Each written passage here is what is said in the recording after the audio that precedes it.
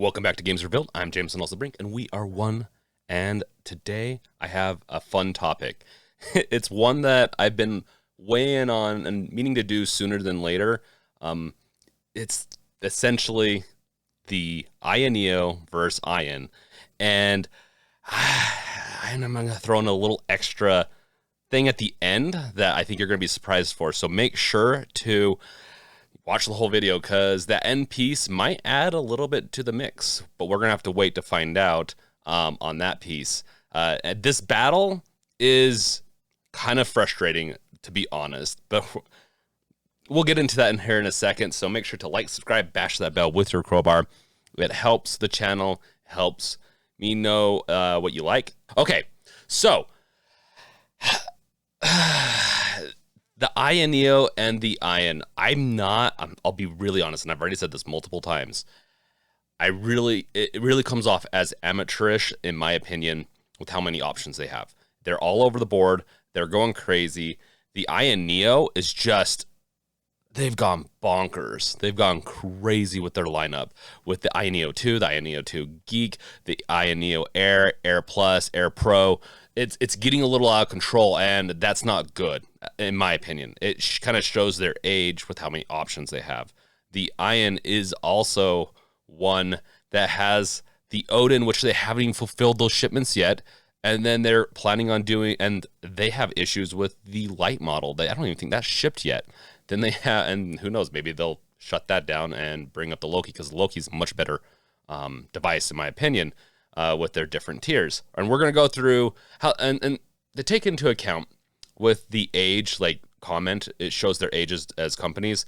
This is me reflecting it from a Western market, meaning the Chinese market or the Asian market might really lend well to these different options. In the Western market, companies like Nintendo, and not saying Nintendo's a Western market, but Nintendo and Steam Deck just have very simple options. Most handhelds do. And that's why this is kind of crazy to see what's going on. Consoles do it. The only one that goes kind of crazy are phones, but they didn't start crazy. They started simple, especially iPhone. It's not like they released 10 different SKUs at once. So with all that being said, we're going to go through each one of these groupings. We're going to group them, and then, or each item, I guess, because they all have their subgroups. And then at the end, we're going to summarize things. I'm going to give my recommendations for certain areas because I think each one solves a problem. And then I'm going to give you my ultimate option. And then I'm going to give you the option that you might not know about. So it's exciting. Okay, so the Loki Mini. This is the one that started the whole thing for me in the sense of what I thought about it. Because, this is a mini device, 6 inches. It's both the Loki and the Air are 6 inches, and they're sized respectively. I believe they're similar in specs and size. Well, not specs, we're going to get into that, but size, and compared to like a Switch Air or Switch Lite, that is. So with that, the Loki Mini doesn't seem bad on paper, price-wise, whatever. The biggest problem for me is that if you get the Loki Mini, like the Intel version, it can't boost, which is bad for emulation. You're going to want to get the Loki Mini Pro, in my opinion. That Intel chip, which is typically better for emulating than the AMD chips, but the Mendocino that we don't even know anything about. This is why this is very difficult. I'm going to be covering this topic a lot over the next few months. As we get more information, as we get closer, I think we're going to really realize which is the best option. And we're just going to slim this down now. Yeah, the Loki Mini, even with a 26.5 watt battery, it is the smallest one. So if you're looking for to play, let's say, SNES games on the go, maybe watch a movie, and have the smallest form factor, that's your choice. But I wouldn't recommend it. The Loki Mini Pro is a much better choice. It's a little thicker, but it has that 40 watt battery, which is going to give you a lot more. It's going to give you more battery to play on. If you're really looking for portability, with that portability, you kind of want more battery life. Steam Deck, not the most portable device compared to these, I would say. And yes, it is chunky. It still has, I think, decent battery, and you can tweak it to have as good a battery as you want. It has a lot of options, but if you're looking to get this over the Steam Deck, I would assume portability is your key game. So let's go move on to the Loki Base. Don't mind my dog barking. He's also excited at all these different options and also frustrated. My flat out recommendation first off is to probably get the lowest tiered one. I believe it's 128 gigabyte M.2 drive. That being said, if they're anything like the Odin though, and you want faster shipping, then you might want to go with the 512 gigabyte, even though you're going to spend a lot more.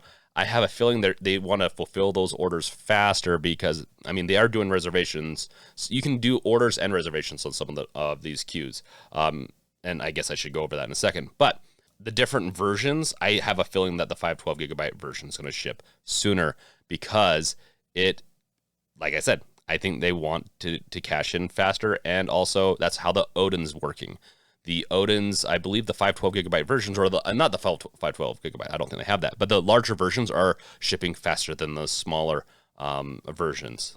So with that also, the Loki has a pretty solid APU, in my opinion. It's a 6600U. I'm not going to go into specs too much in this video. I'm going to do another video on really deep diving into this, but the 6600U is pretty baller, in my opinion. I really like the way it performs on paper. That being said, it is a little bit more of a bet on the future, and it might be more difficult for them to get those parts for the price. So, but if they can fulfill this at the 40.5 watt battery, I think this is your best choice out of the Lokis, in my opinion. Now let's move on to the Loki Max. The Loki Max is about 50% faster, while the Loki Base is about the same speed, maybe a little bit faster than the Steam Deck on paper. That being said, we're going to have to wait and see at the end of the day. There's a lot of optimizations. There's a lot of things that can go to it. Like even motherboards can prevent certain performance pieces. And so there's a lot. That's why Steam Deck is proven. And that's why I would recommend it to most people. The Steam Deck is proven. If you can get one today, you can't. These might be the next best option. So I don't blame you if you want to get a Loki or an Air over the Steam Deck. So with the Loki Max, it has a 6800U APU, 46.2 watt battery. And I will have to say, I have a feeling that the 6800 is going to be very power hungry. It is rocking a 680M GPU, while the Loki Base with the 6600U APU is rocking a 660M GPU on the APU. It's going to be very much more hungry. The Loki Max with that 50% increase, but I will have to say, these next gen chips, the 6000 series, we're going to have to find out to see how performant they are at the draw, like just the wattage draw and all that. Like on paper, it looks great. I want to see in real life some numbers. It's always kind of feels different when the company says it as opposed to what we actually get, even if they say the specs. And with that, I think the Loki Max is not going to be very good for portability. I think it's going to be, I think it's going to go through that battery much quicker than the Steam Deck. Now, if you're running SteamOS with these, that could be a completely different game. And I think it will be a changer. I think if the Steam OS 3 comes out before these come out, it's going to really change the market, and I might actually recommend these over the Steam Deck potentially. It really just all depends, because there are a couple of missing features. They don't have the back toggles, right? They might have like one back button potentially with some of these models. That's mixing in the Air with this. Okay, moving on to the Air. And after looking at a lot of different specs and over the time, I actually am very much not interested in the Air as opposed to the Loki. They're promising a lot with the Loki, so we'll see if they fulfill that. We'll get into that, I guess, in the final thoughts. So the Air Plus was such a... I hate their naming convention. Air Plus, you would think would be above the Air. So with the Air Plus, the one I would recommend, and actually it beats out the Loki Mini, in my opinion, for emulation, which is the Core i3 1215U APU. And I'm not going to go over prices or anything like that, and it does have the benefit of having a 2280 M.2 drive in it. And all the Airs, from my understanding, have a 2280 in it, where the Lokis have a 2230. That is a huge plus for the Air, but I would not decide between these two, because I'm doing fine with my Steam Deck, because they both have SD cards. I would not put my decision on that 2280 option, unless you really want that faster storage and larger amount of storage in the Air. Looking at the specs, the Air does not come out winning. With the Air Plus, with the emulation, I think that's the only one that makes sense, is that Intel Core i3. With the Mendocino, it's just on paper, I've seen different things, a lot of different things on the Mendocino. I don't know about it. It on paper doesn't even sound good, but we'll see. That's my opinion. It is also the most interesting one. It's just this video is all about like comparing these and then recommending which one, with our knowledge to this date, what to get. Mendocino, it's too unknown. I can't recommend it at this point. So between the Air and Air Pro, I just don't even recommend these. These are older chips. The only thing is that they have the 2280, which is awesome. What I really want to do is move on to the Geek, the ayaneo 2 Geek. I really don't like the design. It's too sharp in the front, but the rest of the design is smooth. I really do think that the Ion and the ayaneo have great design systems. The specs on the Geek look great. The screen has less of a bezel. It's all around a very slick device. I like it. And the price point is not unreasonable compared to a Steam Deck 512 gigabyte version. So we'll see if they'll be able to keep to these price points. I'm a really skeptic on this type of stuff. So, but yeah, the Geek looks amazing on paper, and it's very similar to the Loki Max. They both look amazing. Once again, power hungry. They're very similarly spec'd. The Geek does have the benefit of most likely having a 2280. I can't guarantee it. They didn't really show it in the spec, but I know they have an option for 2 terabyte, and maybe they did get a 2230 2 terabyte on in their hands, or they're just betting that they're going to be able to. We went through all the options really quickly. I want to do a more deep dive into all this because this is very complicated, in my opinion, because of the SKUs and the unknown information of we don't have a lot of benchmarks. We don't have a lot of just different things to really bet on. And I say benchmarks in, do some of the specs have benchmarks out there? Yes. Are they in this form factor? I don't think so. So I think there's a lot there's going to be a lot of skepticism for me until we have some more hard numbers, because there's thermal throttling. There is just so much that goes into all this. And at those price points, it's almost too good to be true. Where Steam Deck, they went with an older tech. They went a very different route. They really did go, I think, in the right direction with the Steam Deck. I think the price, the value, just everything you get is pretty decent. Is it a little old spec? Yes, but they released it. And is it taking a while to get to people? Yes. But there's also millions of people that reserved it. So that's kind of hard. With the Loki in the Air, that's going to happen too. There's going to be more and more demand, and they do not, the ayaneo at least has a track record of fulfilling, devices. Not at that level, but they do have a track record of fulfilling their devices. The Ion Odin does not. They said they were going to release, I believe, late last fall, or maybe into the winter. And then they said, January, February, and they're very transparent, which I do like about the Ion. They have been very transparent. I love that about them, but their track record is not great so far. They are new though, and maybe it's going to ramp up. Maybe they will have everything smoothed out by the time these release in Q4 of this year. I bet you the Ion and the ayaneo devices will release in a very similar window. They're seeming very competitive. The ayaneo cut prices just to compete with Ion, and so this is really good. Really good to have a bidding war for consumers. That being said, these companies are not big, and I don't know what their funding status is like. I might need to dig deeper into this. So in the end, I don't know how these companies are going to fare between a bidding price. They have to make a profit long term. And so unless they could do some short-term bets if they have the cash to not make a profit. A lot of companies do that, but we'll see which one in the end is going to win. And I don't know. I'm very skeptical. I know I've said that on these, but I'm really excited at the same time. I only say I'm skeptical because this is a lot of money to slap down for a device that could potentially fail or not come out. I don't know. There's a lot of vague promises with all of these devices, and I think they're trying to compete before they're even ready in some ways. That's what it just feels like. We'll see. We'll see about this. With that, I have distilled some of these options down into the choices that I recommend. The all-around good, the Iron Loki, is a newer gen and all-around good package. Just any of those tiers are, except for I don't really recommend the in any way the Iron Loki Mini Intel version. I don't recommend that one. That's the only one I don't recommend in those packages. So yeah, the Iron Loki just all around wins my choice, but time will tell with all these. And yeah, the sooner choice is ayaneo. They have a proven track record of releasing things. They have good low and high models.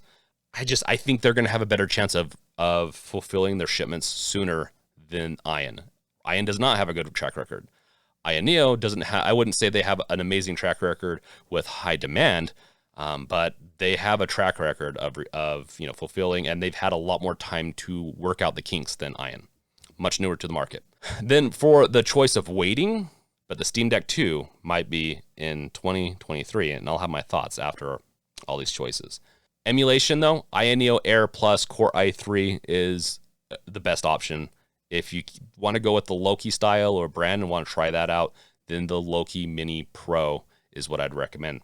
Then for more portable Steam Deck alt, the Loki Base is supposed to be very comparable to the Steam Deck while being, much smaller. And so if you want a Steam Deck, but you're like, well, it's a little too big for me, then, and this probably will work better for smaller hands too. So Linus, the Loki Base might be your dream portable device. The last choice I'll have, the Max Power, Loki Max, and the ayaneo 2 Geek. Those are my two choices. And I say this as in two choices as they're very similar spec. The ayaneo 2 though, the ayaneo 2 Geek has a 7-inch screen where the Loki Max has a 6-inch screen. So the choice between those two should come down to what size of screen do you want more. That being said, the Geek will probably have more battery drain from that larger screen, and the ayaneo 2 Geek has similar specs to both the Loki Max and the Loki Base. So it's an interesting option for sure. And all these are priced semi-similarly, but the reason I like the Loki Base is that it is priced well too. I think you're going to get a lot out of it. I think it's a good choice. Okay, and then on to my ultimate choice. This is what I'm going to be doing. I'm going to be reserving the Loki Max and the Loki Main because I can reserve those. I'm not going to decide yet on a Metaccino. I want to reserve one, but you can't. You have to buy them outright with the Loki Minis and Mini Pro. I want to reserve that, and I probably will get two devices. And I probably will end up getting a Loki and probably not the Air. Honestly, the Air, after going through all this, is kind of a big turnoff to me, in my opinion.